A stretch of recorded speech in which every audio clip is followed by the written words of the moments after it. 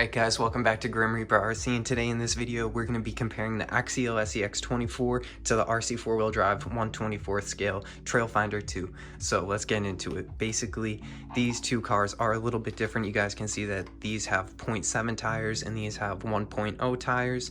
This one is a little bit higher up on the center of gravity and does have a little bit more play in the suspension.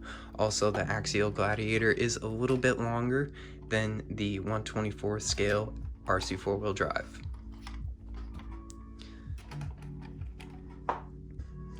In one of the previous videos, we already went ahead and we upgraded the motor inside of the Rc4 wheel drive 1/24th scale, and in this video we're basically going to be comparing them. Now, for the battery for the Rc4 wheel drive Trailfinder 2 1/24 scale, we will be using all of the stock components, which means the 320 milliamp 7.4 volt 1C battery. And then for the Axial, we will be using the stock reaction 350 milliamp hour 2S30C discharge battery. So let's see how these two do against each other. So I'm not going to be adding any music or talking over any of the video coming up, so you guys can just hear the RCs whining and basically make a comparison of which one you guys think is better. Drop it down below in the comment section, which one do you guys think is going to be better. If you guys haven't already, make sure you guys like, share, comment, and subscribe, and hit the post notification button so you guys get notified whenever I upload a video just like this one.